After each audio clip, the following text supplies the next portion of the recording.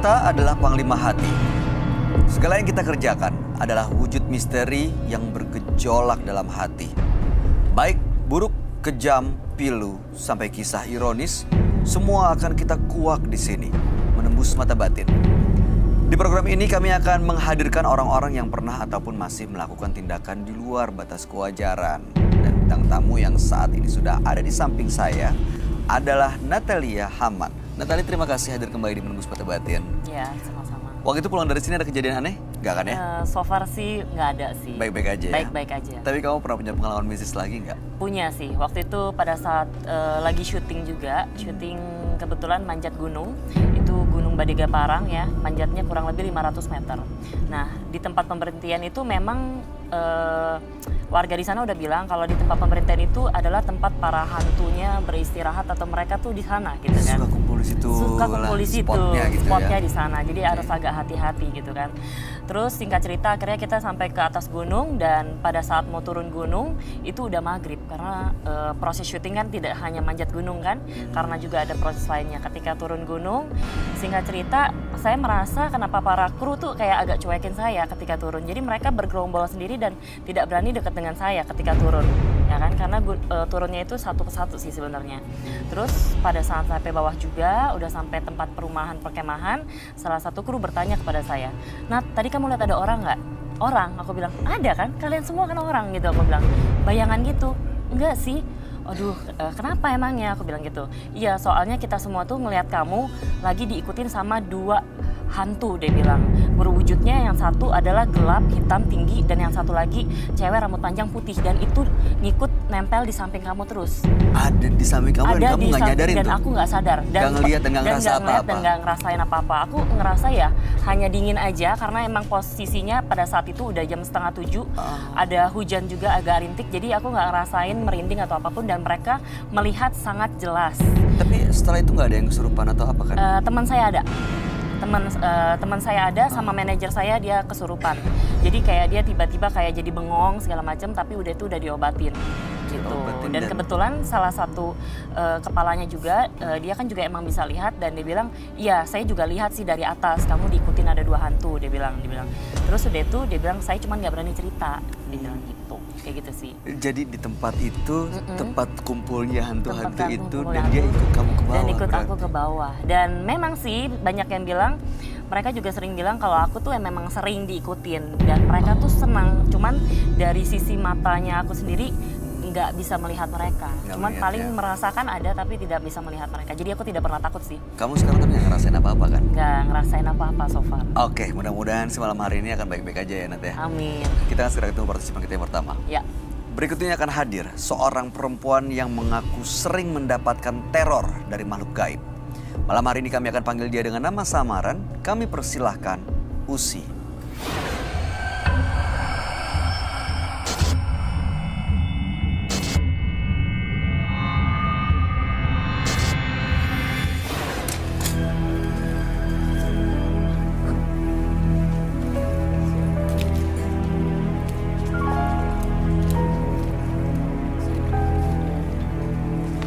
Silakan.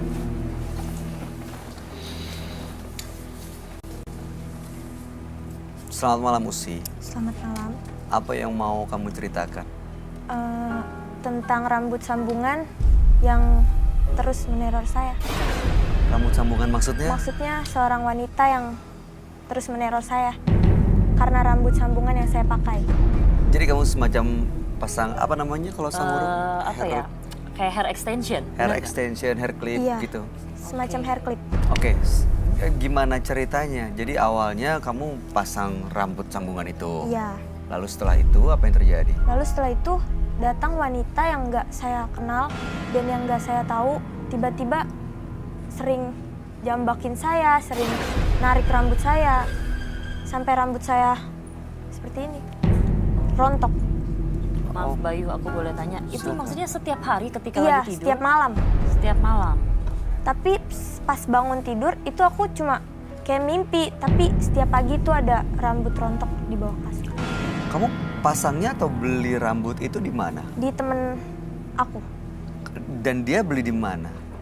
Aku kurang tahu sih, cuma harganya emang murah. Tapi dia nggak bilang dapat dari mana? nggak bilang. Oke, menurut kamu ada kaitannya orang yang datang atau sosok yang datang itu narik-narik rambut dengan rambut yang kamu punya, yang kamu beli gitu? Ya sih, cuma aku nggak percaya sama hal-hal kayak gitu. Cuma kejadiannya sama aku gitu, sampai mamaku juga ngalamin. Ini kejadiannya sering? Kejadiannya sering, setiap malam. Setiap Setiap malam. Oke, maksud kamu datang ke menembus mata batin malam hari ini sebenarnya untuk melepaskan teror-teror dari makhluk gaib itu? Iya, untuk pengen kembali seperti biasa, pengen kembali normal lagi. Oke, baik. Oke.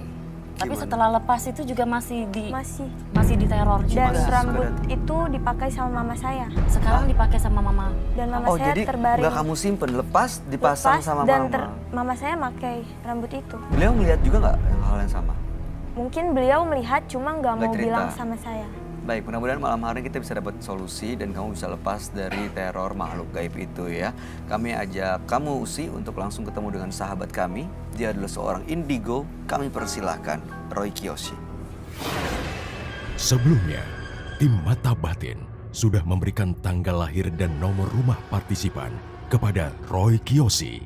Dengan mata batinnya, Roy akan membaca berdasarkan angka yang kami berikan. Usi, terlahir tanggal 22 Desember 2001. Sosok yang mudah sekali terpengaruh dengan sesuatu. Mata batin saya melihat ia melakukan sebuah kesalahan. Berawal dari rasa penasarannya, kini menjadi berujung petaka di dalam kehidupannya. Apa yang saya lihat adanya sosok wanita yang terus memanggil namanya. Firasat saya mengatakan Usi harus menebus kesalahannya agar tidak berujung petaka. Saya melihat sosok perempuan berambut panjang dan bermuka rusak. Menyeramkan sekali dan meneror Usi.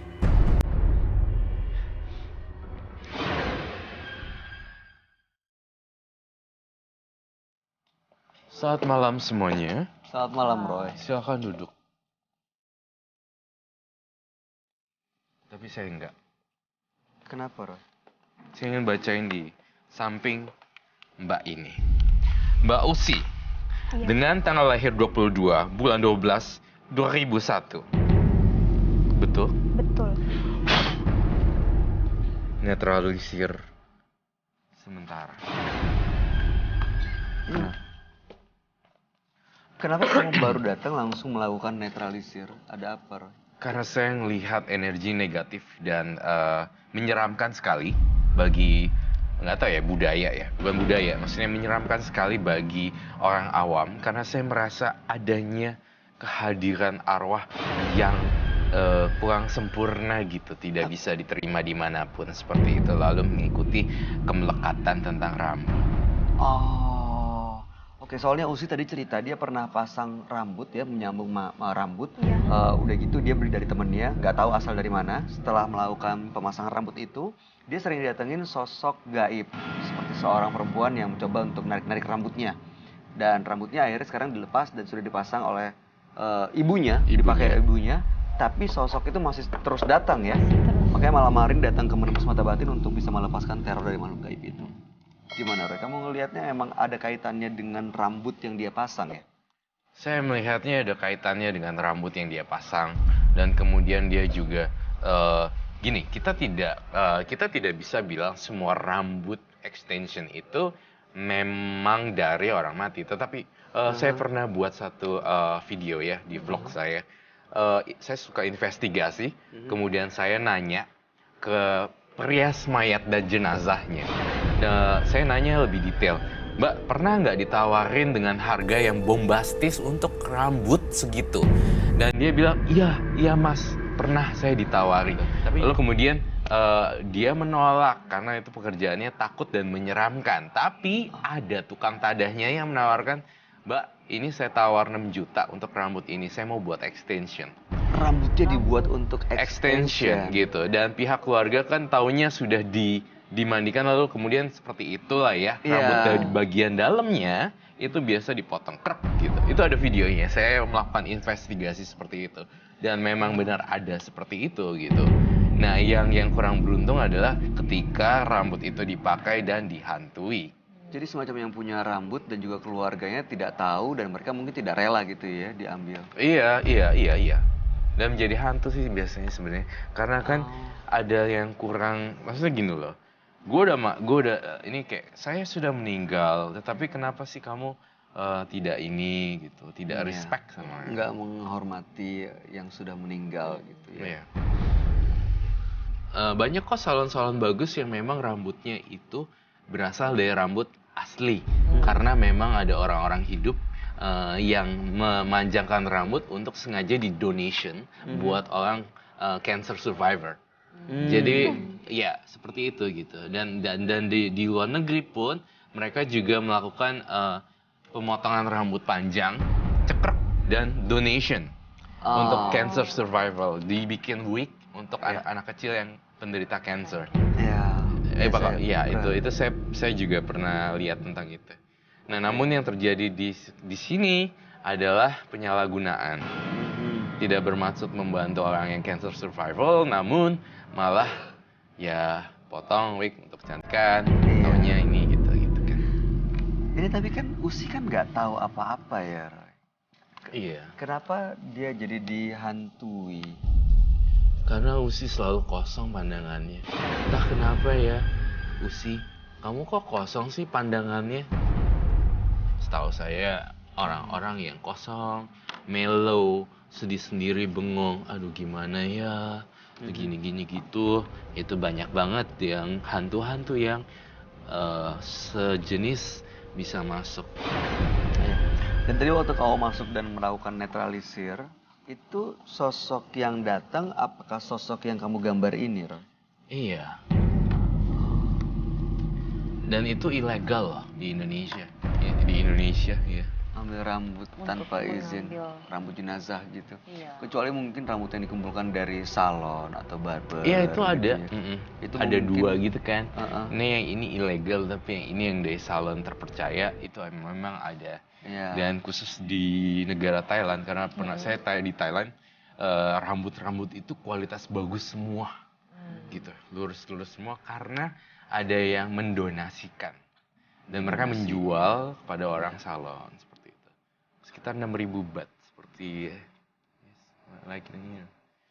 Mahal juga lumayan. Lumayan mahal juga sih sebenarnya. Segebok gitu loh. Tapi ini kan dari orang mati. Artinya tanpa izin. Cara cepat instan tanpa izin hasilnya parah. Kamu pernah mimpi buruk nggak Mbak Usi? Pernah. Diapain rambut? Pernah mimpi rambut saya dipotong sampai botak. Dan saya udah coba teriak, cuma kayak dipegang tangan saya, kayak digenggam.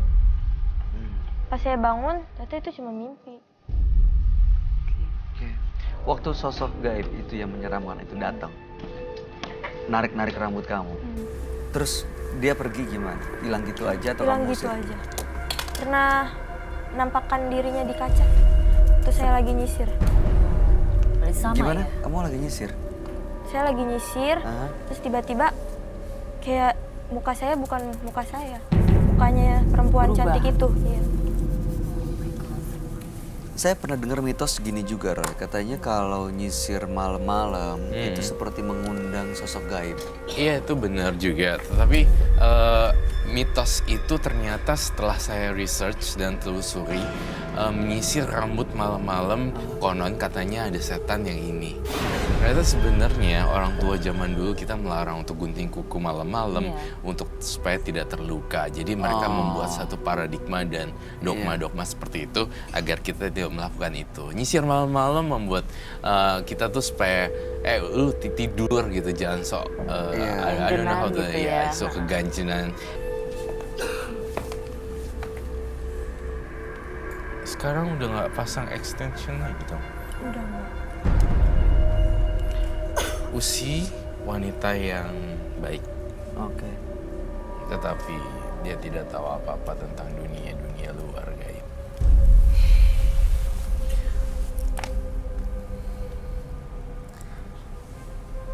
Kasian juga ya, maksudnya dia nggak ada niat untuk mengundang makhluk gaib gitu sebenarnya. Yang paling jahat sebenarnya yaitu pengumpul. Nanti saya akan kirimin linknya ya, kamu nonton deh.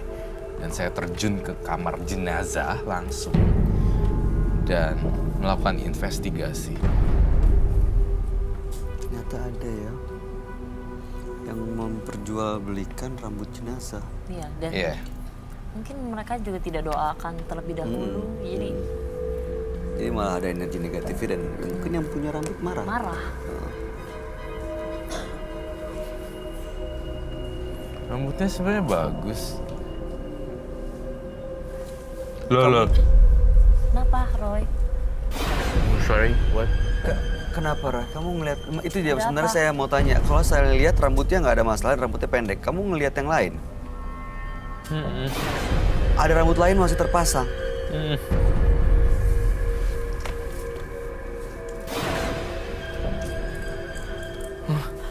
Apa, Roy?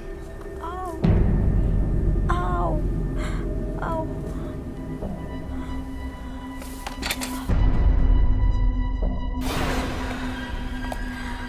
Itu rambut yang berbeda. Ini rambutnya nggak sama loh. Nggak sama. Beda banget. Sorry ya, mohon maaf tadi saya tarik. Sakit ya? Sakit banget. Ternyata banyak juga ya pemasok rambut ilegal.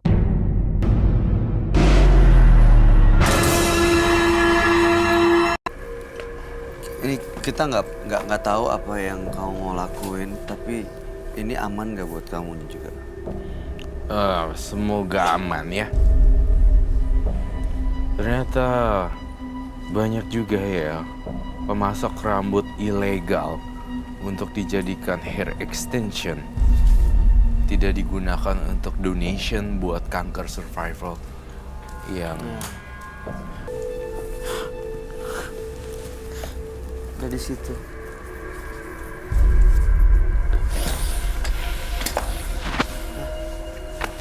Aduh, Pan.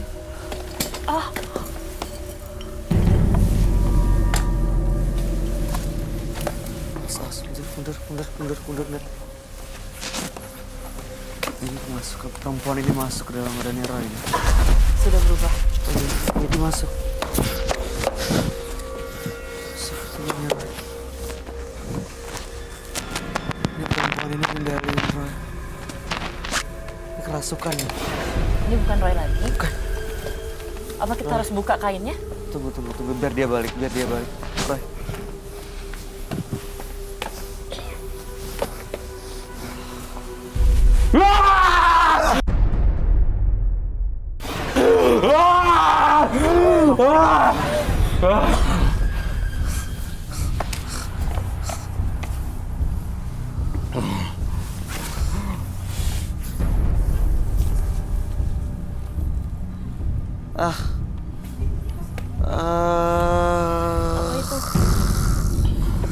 Apa, Bay?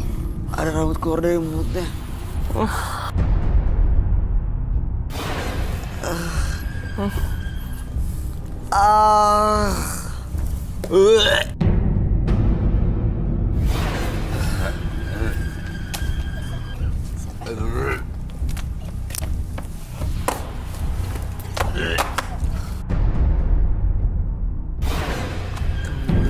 Tisunya, Nat.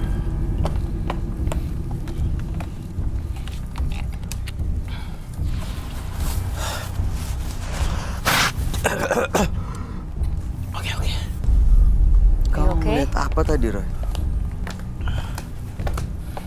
Kok begitu kamu balik ada rambut yang ke bawah?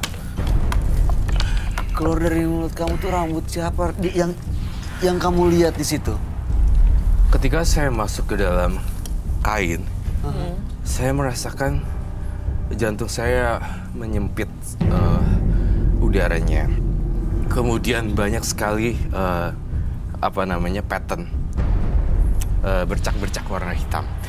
Pelan-pelan kemudian dia berbentuk seorang wanita. Lalu entah kenapa saya tiba-tiba merasakan adanya feminine di tubuh saya. Saya merasa ada yang mengendalikan tampaknya. Dan saya pusing sekali. Dan akhirnya saya ngerasa there's something on my mouth, you know. Like, ini apa ya? Tadi kamu nggak sadar apa yang kamu lakuin? Hilang gitu. Setengah sadar. Dikendalin sama sosok lain gitu, kamu nggak tahu. Kurang. Kamu- Tapi sadar setengah. Tapi saya berusaha mengendalikan untuk apa namanya?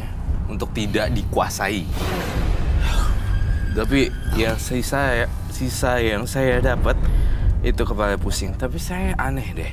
Usi dia tidak masuk ke dalam dimensi saya. Kamu nggak nemuin Usi. Tidak sama sekali. Tapi sosok yang kamu gambar ini tadi yang datang. Muncul. Itu yang mengerikan sebenarnya. Kita boleh buka Usi.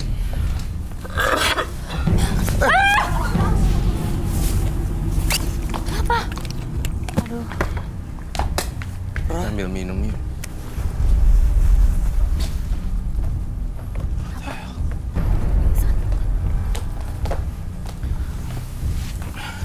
Usi, aduh semoga jangan masuk ke dalam itu ya. Tadi saya sih lihat dia nggak masuk. Saya masuk ke lorong. Dia nggak ada di lorong itu tapi kan. Usi, Usi. kepala saya pusing Usi. banget loh sumpah.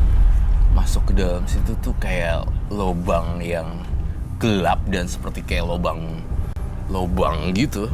Kayak gua menghisap Jepang kamu gitu. masuk tau dalam nggak? gitu. Ya kayak gua Jepang yang ada di satu daerah. Dan it's like this one and then Dalam gelap gitu.